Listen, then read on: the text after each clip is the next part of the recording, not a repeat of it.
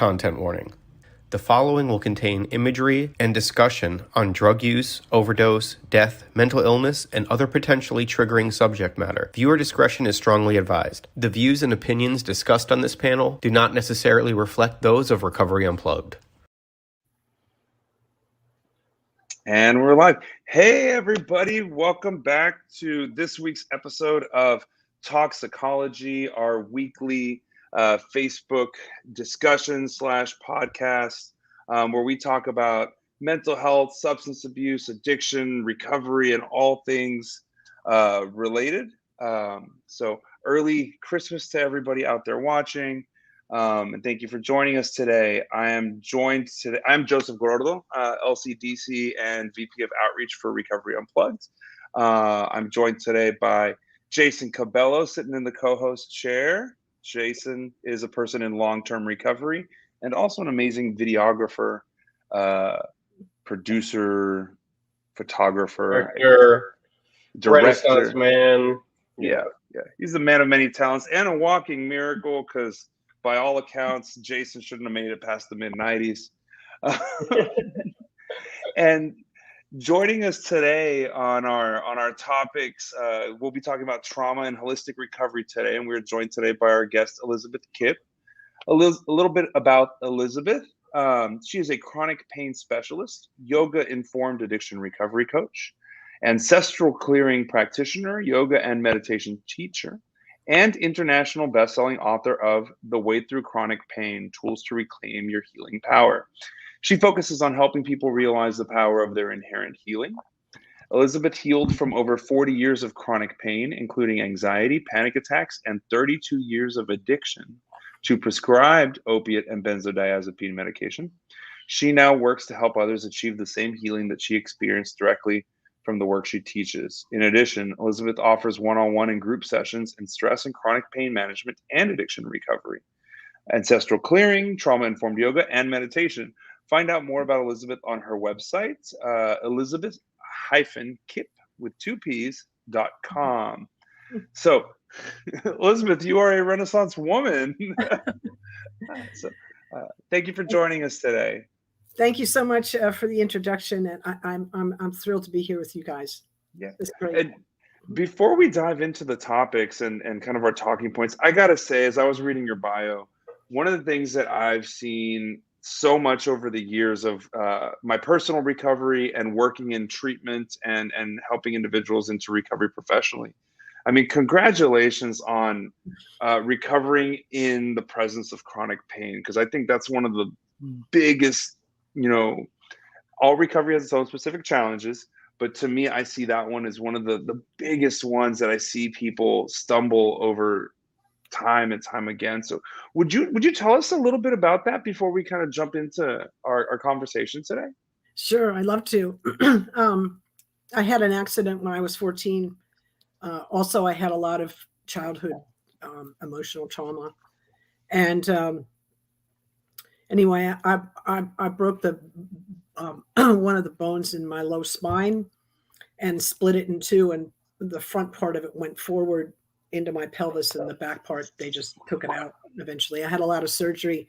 I'm kind of the bionic woman. I've got hardware in my spine holding it together, and it just took a lot of surgery to achieve 3 different surgeries and then a correctional surgery afterwards to achieve that. And there was a lot of pain medicine involved. Now, I'd like to just be very clear up front. What is chronic pain? Chronic pain is any pain that's felt by the body 15 days out of 30 for 3 months or more. Any pain, physical, emotional, spiritual, financial, doesn't matter. The body can't tell, the brain can't tell the difference between a broken bone and a broken heart. Oh, wow. Any pain that's felt 15 days out of 30 for 3 months or more is chronic. Now, my feeling, my feeling when you use that definition, my feeling is that every addict I know was a chronic pain patient first, and chronic pain sufferer first, and every chronic pain sufferer that I know was had trauma that was unresolved and then they became a chronic pain sufferer, and then they became an addict because they need to, deal with what they're carrying, right?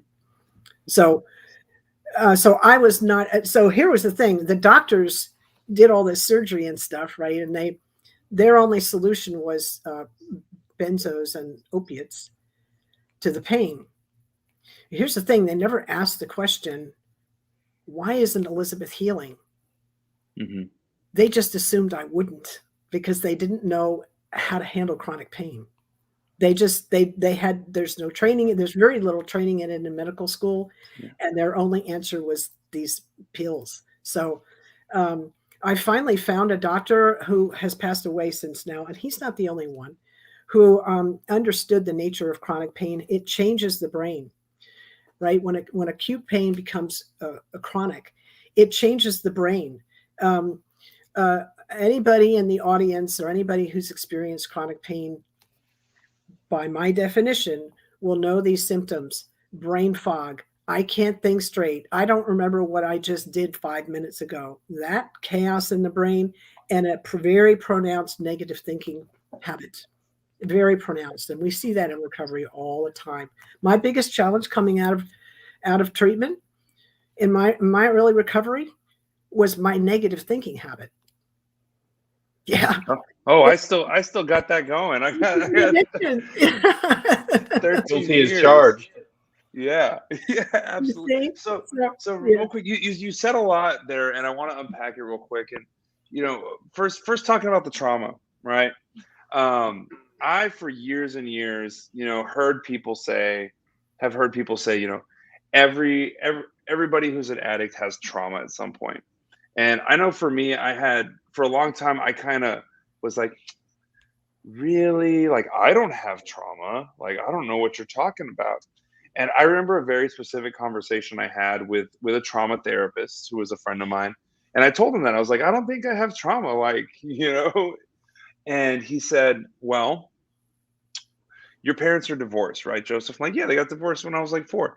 And I was like, no big deal. Like, nothing, it wasn't crazy. And he was like, yeah, but like, to 4-year-old Joseph, that was probably traumatic. Like, you look at it as an adult thinking, oh, okay, they split up and that was that. Mm-hmm. But for the 4-year-old to have his life shift like that so dramatically, and I was like, oh my God, I do have trauma. And what you just said about, everybody has chronic pain, and whether that be physical, emotional, spiritual, financial, was like another one of those moments of like, oh, like, because that's true. Jason, what do you think about all that with the chronic pain? And I mean, do you see that reflected in your own recovery? Oh, absolutely. Because I'm the same way, like tough guy. Like, I didn't have anything traumatic to me. A bunch of messed up stuff happened, but that's just life, and then digging in a little bit deeper, like when I was 14 years old, like my stepfather had to leave to get 24-hour medical attention. He couldn't, he had to go live with his parents. And that same night, my uncle, just unexpectedly, who was supposed to be the patriarch of the family, he was going to make sure everything was okay, that me and my mom were taken care of.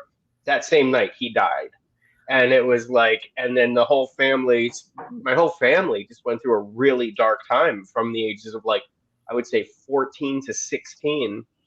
And I didn't really process it. And, I got into like punk rock music and was skateboarding all the time. So I just was like, I was already in that perfect combination for like teen angst. And I was just like, oh, this is just teen angst. But, after doing a little bit of work, like, yeah, that's really heavy for somebody who has never been through anything like that before. So absolutely. Yeah. And I'm going to mention real quick too, for our viewers, feel free to hop on the chat in the Facebook or in the YouTube. If you want to share your trauma story on the Facebook, or you want to contribute or have questions, please feel free to jump in and let's make this interactive. Yeah, so I have a question, Elizabeth. How do you get past, because I know at least myself as an addict, like when I came into treatment, my pain was unique. Nobody suffered like I suffered. You don't understand the things that I've been through. Like, how do you get past that with someone? Because that seems to be one of the biggest hurdles, right? Is somebody admitting that they don't need to rely on these pain meds, because with a lot of it, it just seems like almost a free pass if you have, you know, a medical condition that allows you to be prescribed opiates, like the doctor prescribes it, it's okay. Yeah, I could go in about 5 different directions with that question. So I'll take it head on though. My pain is unique. This is why we do recovery together, right? It's interesting. I have to do the work myself. I have to sit in meditation and, you know, battle the mind as it wants to come in and, you know, drag me away from the focus, the mental focus, right? I have to, that's my work, but I do it in a community with other people that are doing the work as well.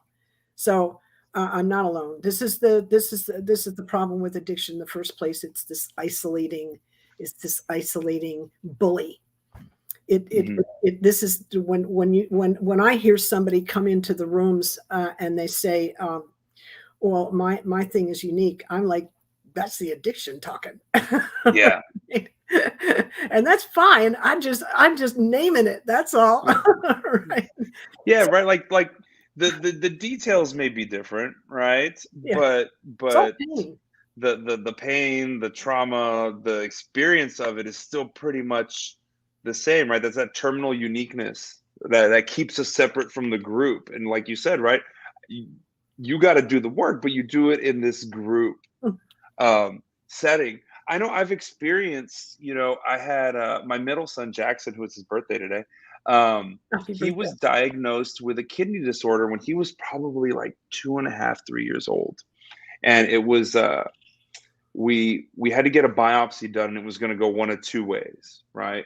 A manageable, treatable thing, or a chronic thing that could derail his whole life, basically. And I remember going to a 12-step meeting and sharing about this, and like crying in a meeting, and having someone come up to me, and I forget if it was an old Polish saying or an old what saying, maybe Scandinavian of some sort, but he said to me that misery shared is halved and joy shared is doubled. And I was like, another one of those things, right? Where it's like, oh my God, like, and all these people came up to me after the meeting and were like, my wife died when I was 2 years sober. My cousin, this happened. Or, you know, like Jason's talking about, you know, my uncle passed when I was a teenager. And right, like the details are all different, but we all get it. Yeah. Yeah. Which I love. Here's the other thing that we have in common that isn't talked about as much as I'd like to hear it talked about is when we went through what we went through, who did you talk to about it? Who did you talk to right when your parents got divorced and you were 4? Who did you talk to? Nobody. Exactly. Jason, who did you talk to? Nobody. What happens when we can't do that? We get disconnected from ourselves, right? Addiction is this disease of disconnection. It's not disconnected from others, disconnected from self. So when we come into community, we're now able to share our stories, right? Yeah. Now we've got somebody we can talk to, and they understand. They may not understand the exact circumstances that I went through, or you went through, but they understand the pain. Yeah. Because they've been through it. So you're meeting somebody exactly where you are. And that's probably the first time you've been met like that. That's powerful stuff. That's why it's so healing. So let's tie this together, guys. Like, okay, we say we're all sort of in agreement, right? That, you know, almost all addicts have trauma. Almost all addicts have some sort of chronic pain, whether it be physical, emotional, spiritual. Why? How do we get from trauma to heroin addicts, from trauma to crackhead? Oh, yeah. Well,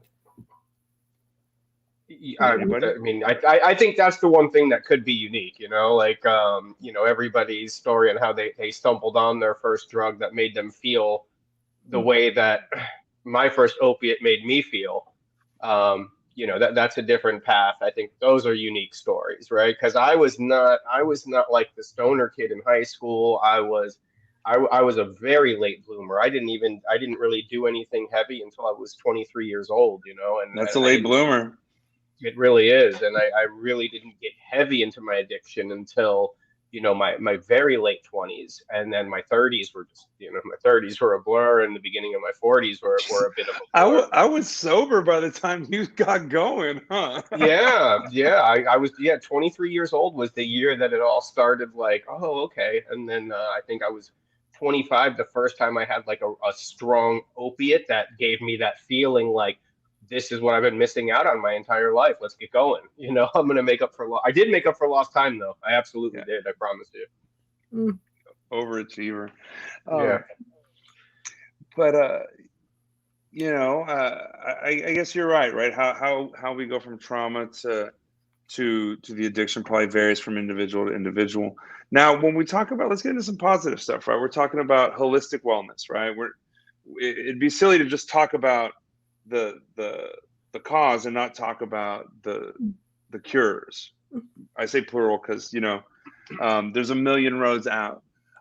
First off, holistic. Back in the day, I mean, addiction treatment, mental health seems to follow trends from time to time, right? A couple years back, equine therapy was huge, and now ketamine is like the big thing that we're seeing a lot of places. Now, but holistic was a buzzword for a long time. So let's define that. I want to hear Elizabeth first, and then Jason as our non-clinician, what do you think when you hear holistic? So Elizabeth, go first. What does holistic mean to you? Yeah, holistic treatment. So I'll start at the beginning here. The doctor that took me through pain management treatment, and I went into a chronic pain management program, and he detoxed me. He understood chronic pain. It was amazing. He was a Western doctor. He was also a Qigong healer. And anyway, he's like, he didn't care about my x-rays or my records. He's like, I don't need to see any of that. I want to know who you are. And I was like, who are you? where have you been all my life? Like, it was a completely different kind of conversation. And when he introduced himself, he said, he didn't even say doctor. He said, my name's Peter Prescott. It's an honor to meet you. And I was so shocked to hear a doctor say words like that to me that I stopped for a minute, and I was like, I had to rerun that in my head to make sure I heard it right. So, his approach was very different. And he understood, the old yogic principles, although I think he was more of a kung fu guy. That was his Qigong healing, was kung fu, but it's the same in yoga. You can't separate mind, body, and spirit. This is the thing that Western medicine has. They're trying to get to it and integrate it. They're starting to do, you're finding integrated doctors. You can't separate mind, body from spirit. Here's the thing, guys. You could have 3 different people with my x-rays and take them into a doctor's office, and my x-rays are a doctor that didn't know any better could see my x-rays, and they'd go, here are your opiates, when they see it, because it's that kind of crazy. You could have 3 different people with those same x-rays. One person would have chronic pain all the time. The other would have pain only when they're stressed, and the other one wouldn't have pain at all. How do you explain that? You can't by just looking at the x-rays. You have to have a wider picture. So when we're looking at just the symptoms, the physical symptoms, and we're not taking into consideration the spiritual, the emotional, we're missing like so much of the picture, right? So that's the way I put it that way. It's important. The other thing I say is that the Western model uses the scientific framework, and I have a science background, so science can only comment on what it can observe, measure, and describe. But where do we live? We live in the all that is. Mm-hmm. We heal in the all that is. Science works in a framework of that. So it can help us, within its framework, but it can't comment on anything outside of it. So we look out there too. This is why the higher power bit is so important. So when I sit in front of a doctor, when I have an illness, like when I broke my arm, right, which I was in recovery when I did that, I give 20% of all my healing, the responsibility, to the entire medical community, doctor, therapist, whoever, all the pharmacists, all the people involved, right? 20%. The rest is between that 80% is between me and God. That's how I break it down, based on what I just told you, right? What So we even like we don't know. so even like an aspect of personal accountability as being part of a holistic recovery program. Yeah, like the doctor can set a bone and stitch up a wound, but he can't tell the body how to heal. So we have to understand the healing is this inherent power that lives within us. We have to really get a handle on that. That's a kind of a holistic viewpoint of it. The other thing is the doctor can give us, or the health people can give us orders, go home and do this. Well, it's up to me to step up and do all that and they help us set the conditions for healing. It's up to me to participate in that and then get the hell out of the way and let the body heal, right? So we're taking a little different view on things. Yeah. Jason, when you hear the word holistic, what do you think? Well, what I used to think, where I lived in Miami, we had like a little health food store, and all these wacky people would be there when I was young, and I remember that, and that was my viewpoint on it. It was very, very new agey, hippie, incense burning stuff, and I didn't really relate to it. But as I've gotten older and dive deeper into my recovery, now I practice transcendental meditation. I do all these things for myself, and it's helped so much. So it's pretty funny, yeah. Like to see who I was even 5 years ago or 2 years ago. It's constant evolution, and and it's funny because I'm a firm believer in how meditation helps me, right? And how I wouldn't be spiritually where I am without it. But then the other night, an old friend of mine who, I used to run the streets in Miami with, called me because he's in addiction now and he doesn't know what to do. So, I start telling him, and then he's sending me these paragraphs and paragraphs and paragraphs of, you don't understand. I was making this much money a year and now I don't have anything and blah, blah, blah. And I'm just, and now it gives me a chance to step back and remember where I came from and remember how hard it was to, that's the thing. You're asking for help. You're not asking for somebody to cure you. We don't have a cure. It's helping you, and he's taking the first step. And now it's reminding me, like, I have to meet him where he's at. He has a long road ahead. He has to get out of his way. And, hopefully he will have the, trust me enough, and that's the only reason he reached out to me, is because he knew me before and he sees where I'm at now, and that's how this whole thing works, right?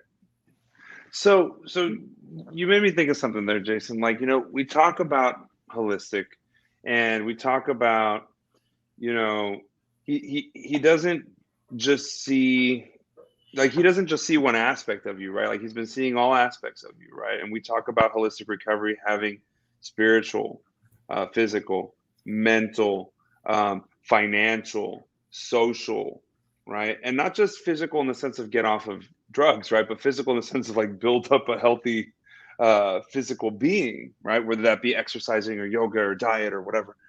I know that if I had walked into the rooms of a treatment center or a 12-step program, and someone had said, we're going to work on these 6 or 8 dimensions of you, I feel like that would have been overwhelming to me. Yeah. Right. So how do we, and like now, when I talk to guys who are in recovery that I'm sponsoring or whatever, that have, 3, 4, 5 years, we tend to have these conversations about, like, what are you doing for yourself physically? Like, are you eating crap food? Are you working out? You know, are you saving money? Have you established any kind of financial literacy? That kind of, but like, how do we, like, do you guys think, do we bring these to people super early in recovery? Do we give them little baby versions of these things? Like, how do we make this accessible so that they're not 5 years into staying sober before they start thinking about this broader view of what recovery looks like?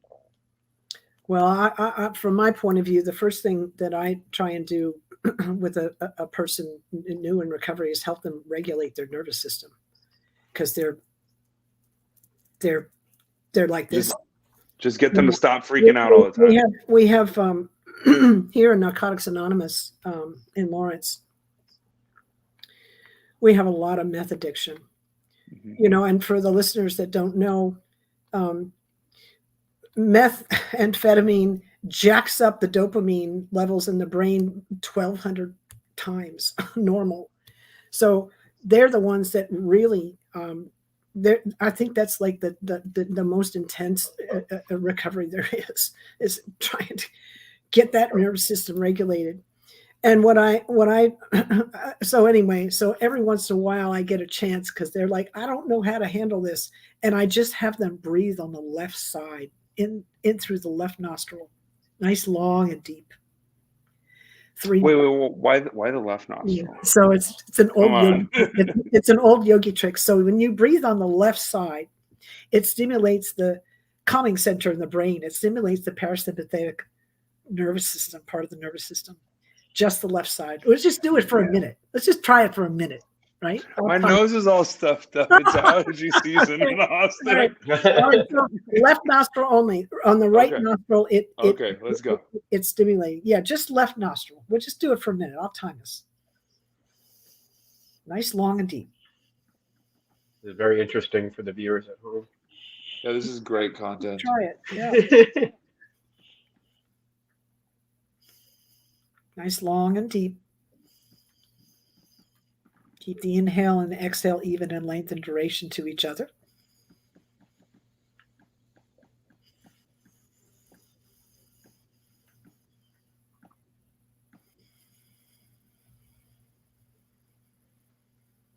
Staying with the breath.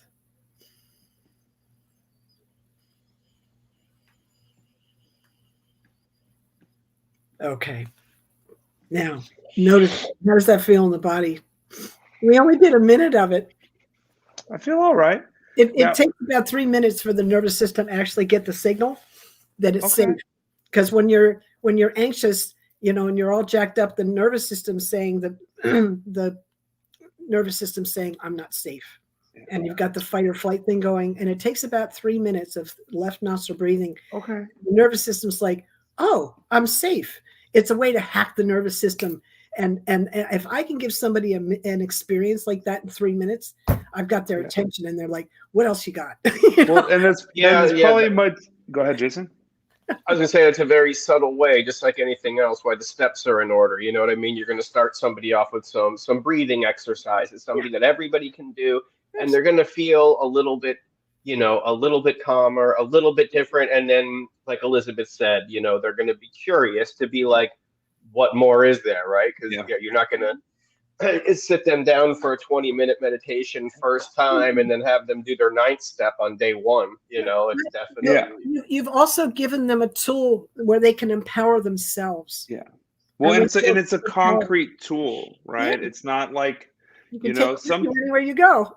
Yeah, like sometimes, like if you're in fight or flight and someone says like, okay, like take your shoes off, put your feet on the floor, we're gonna do a ground, that may be too challenging in that moment, right? Or even talking about why you feel accelerated. Oh no, you just take them right into the. You just take it. You just go right into the nervous system. And it reminds me of a while back. I was sitting in the lobby at one of our facilities, and there was a client who. He was feeling very tired. It was later in the afternoon. And he was trying to convince the girl at the front desk to give him some coffee, right? And he made a comment. He was like, oh man, I'm just like an addict, like over here trying to hustle something that'll fix me. And I was like, try this. And I remembered from back when I did a lot of yoga with my wife. And I was like, we're going to do a forward fold together. You're going to get the bottom of your head to be pointed towards the earth, and we're just going to hang like that for like 30 seconds. And then when you stand up, you're going to feel so awake. And he did it and was shocked That's your state, man. that he could change the way he felt. That's right. Without ingesting something. That's exactly. You know what I mean? Yeah. Jason, what's your favorite way to change the way you feel that isn't taking something? Meditation. Yeah, absolutely. Yeah. You know, and I've learned the long-term effects of my meditation now, and at first it was I couldn't sit still for 2 or 3 minutes, but then I remember I was in treatment one time, and this guy who got the group's attention came in because he spent like 30 years in prison, very tough looking dude, and he came in and played very relaxing meditation tape, and he was menacing enough that all like the tough guys were like, okay, I'm going to listen, and soft spoken enough that everybody could get something out of it. And I just remember after that, everybody was just so surprised, like, man, I feel so relaxed, and everything. That's exactly what the point is. And, like Elizabeth said, empowered them to say, like, you can do this yourself, whether you're going to or want to or not, so, yeah. I love that question. Hey, we got a great question here in the chat, which is a very practical question. It says, how do we educate the lawmakers for federal funding sources for these approaches? Which it's very practical, right? It's always, how do you pay for it, right? People don't want to go to the gym because it costs extra money, right? People don't want to buy organic food because it costs them more money. You talk about how the doctors, they just want to throw a pill at us because they got to get you in and out the door real quick, right? Do you guys, like, how could we, or what could we do to make this type of information, this type of holistic approach more accessible, and maybe make insurance companies cover it? Oh, that'd be great. I have to say, I was like literally, what's today? Thursday, Monday. I was with Tommy Rosen in Recovery 2.0, and he aired within his R2O community the Clinton Global Initiative panel that he had been on. So Bill Clinton and the Clinton Global Initiative has turned its sights onto addiction, and we had the same question come up, and they had a whole panel of people. They had 4. Tommy was one of them, and there were 3 other people that were involved.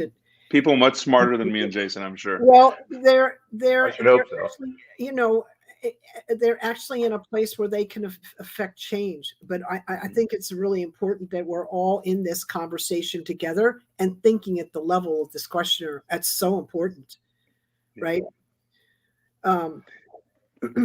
So I was challenged, Elizabeth, what would you do about the addiction problem in Los Angeles? And I'm like, well, I live in Lawrence and it's not my area. I'm in the chronic pain area. That's my lane, and they're like, you have to have an opinion. And I said, no, I don't. And they said, yeah, you do. And I said, okay. And I took the challenge, and I was like, okay, how would I approach this? Because it's not just LA, it's like the whole freaking country. And so what I came up with was, Roosevelt, after the Depression, came up with the New Deal. Mm-hmm. And he like literally put these programs together that got people back to work. And the highways, right? Right, the CCC. And my idea was, and he's got there's an office in every county in the nation for with an agricultural agent in it. So the USDA is already doing this. And my idea was to, it's just an idea that I'd like to put on the table, was to have recovery in every county in the nation that could with recovery people in it, so that they understand the problem, right? Mm-hmm. That where it serves as a resource for the local community, right? Yeah. Anyway, it's a start. It's an idea, and we have to start somewhere, and we have to have people in recovery doing the work because we know the work, right? Yeah, absolutely. And we're the only ones willing to do it for free. Well, hopefully we can make a living out of it too, you know. Yeah. That's part of the trick. Get all those out of work yogis and life coaches and get them all to work. No, I'm just kidding.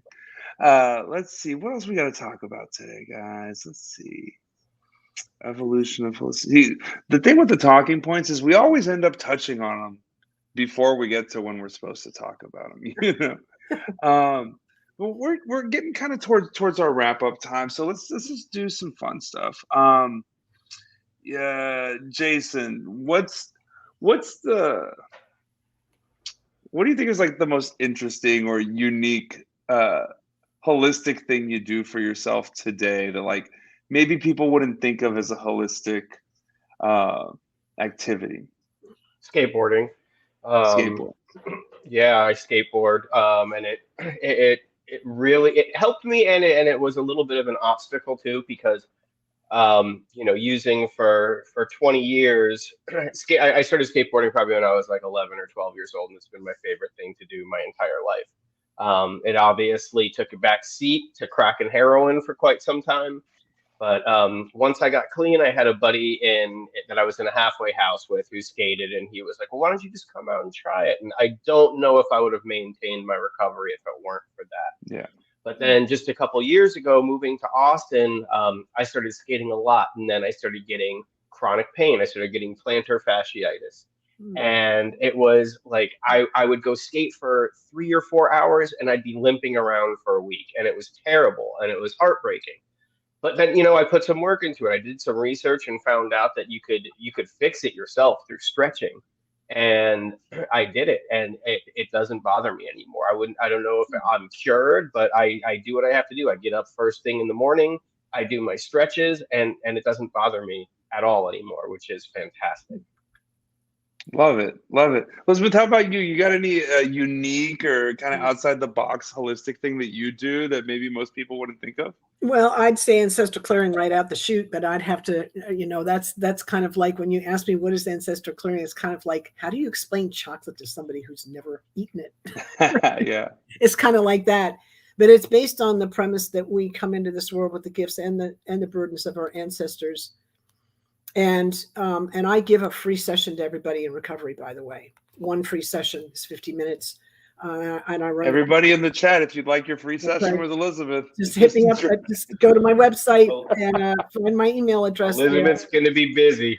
Yeah. It's we carry so much burden, right, from wars and divorces and just the energy of all that, and displacement and slavery and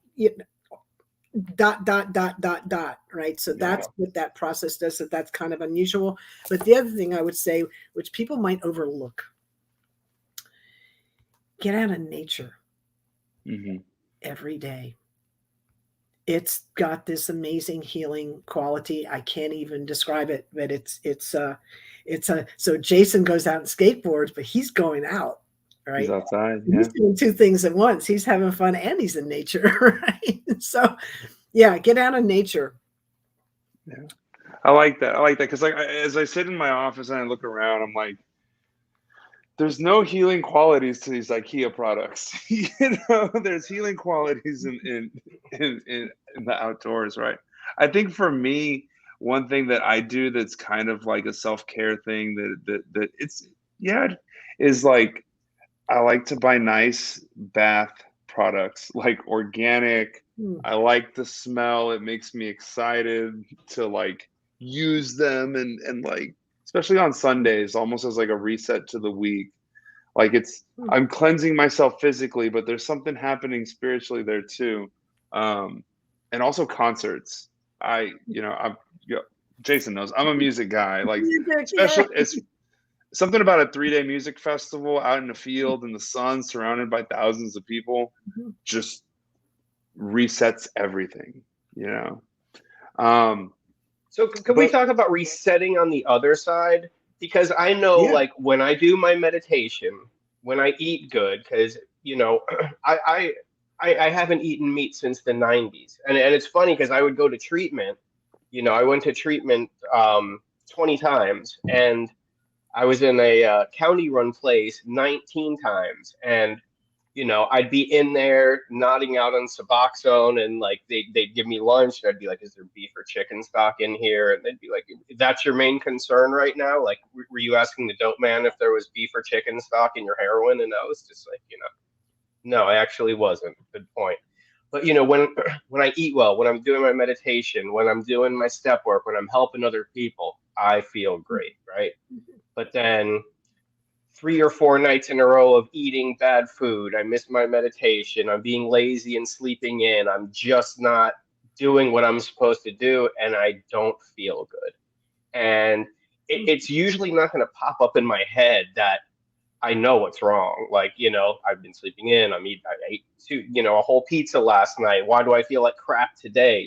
Hitting that reset button is really easy in the negative side. So what do you do, Joseph, to like catch yourself if you see yourself going down like, a little bit of a negative hole? Maybe you're you've been watching YouTube for 4 hours or something.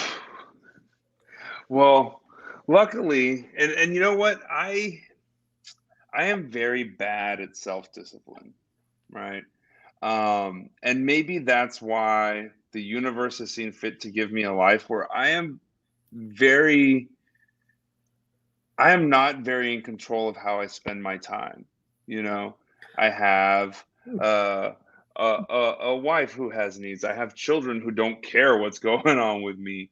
I have, a job that can pop up at any given time of day or night, to where the amount of time I have to do as I wish is very small.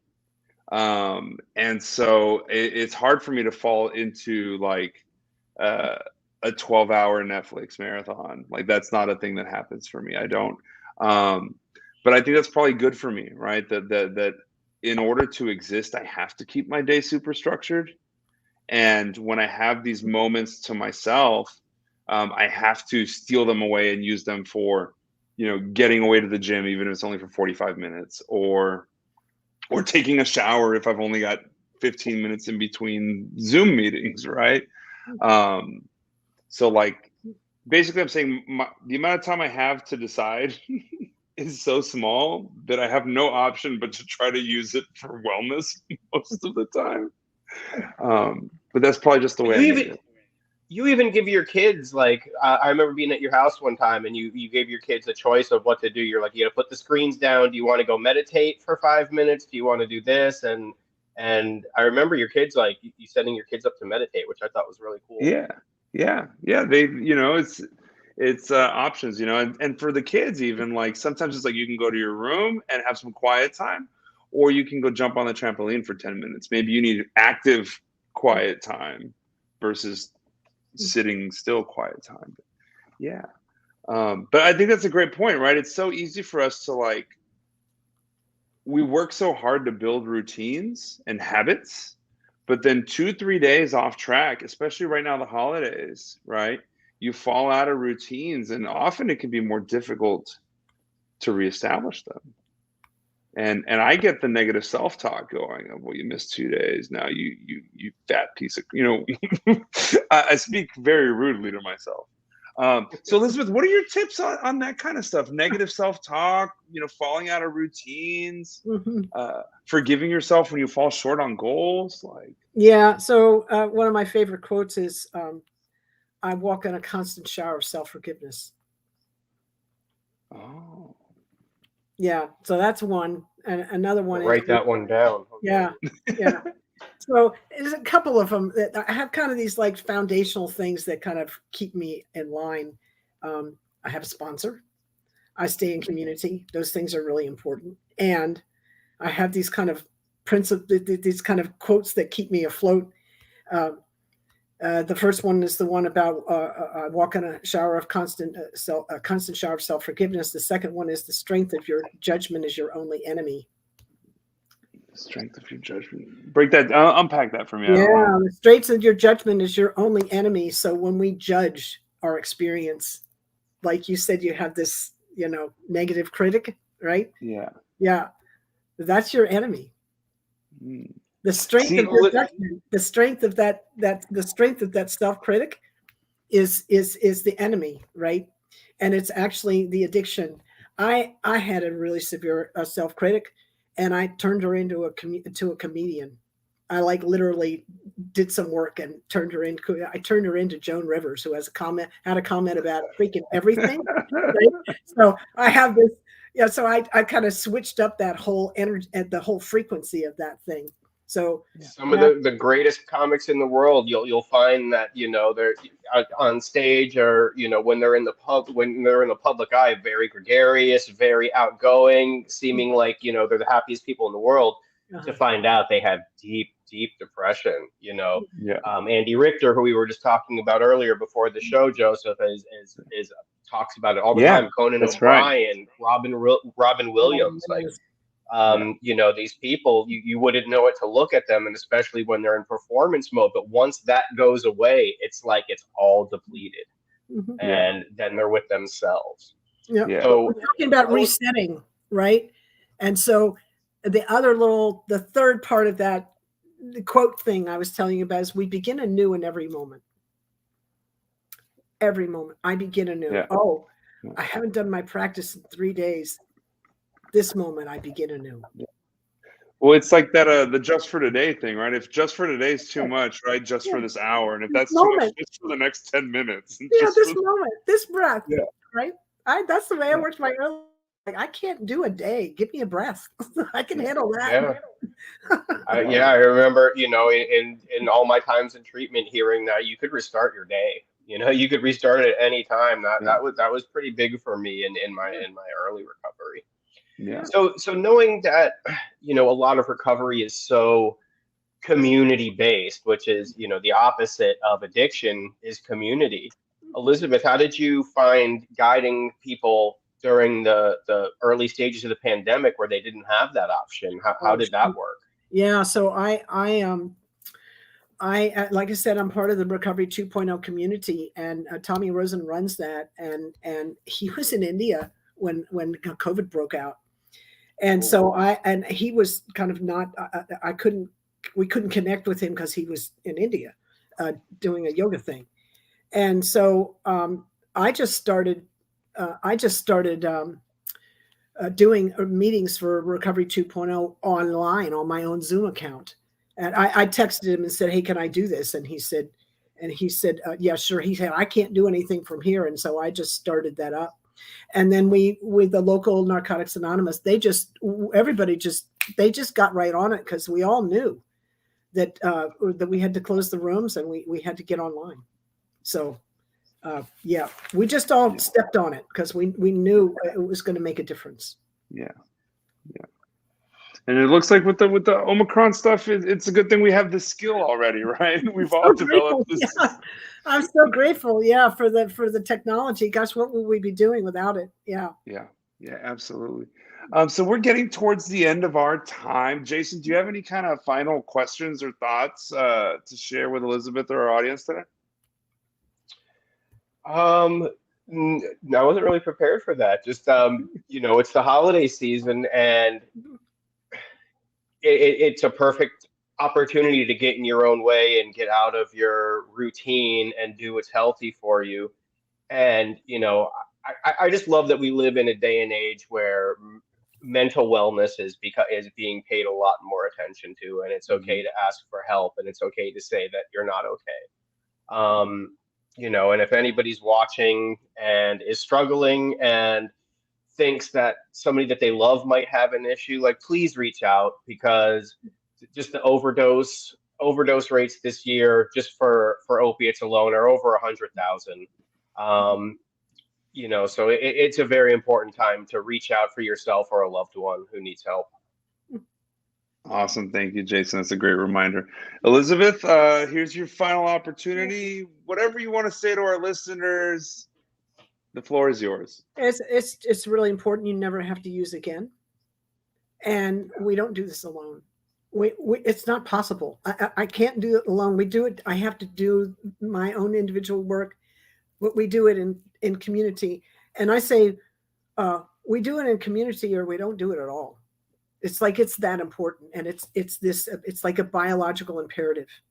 So don't underestimate the value of someone else in recovery who can help you. Love it. Love it. So again, I'd like to thank Jason for joining me today as in the co-hosting chair. Elizabeth Kipp, thank you so much again for joining us.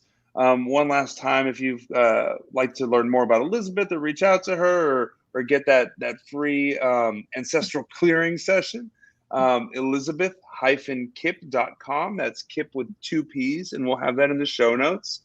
I'd like to thank everybody for joining us this week and every week. Thank you for all the comments in the chatter.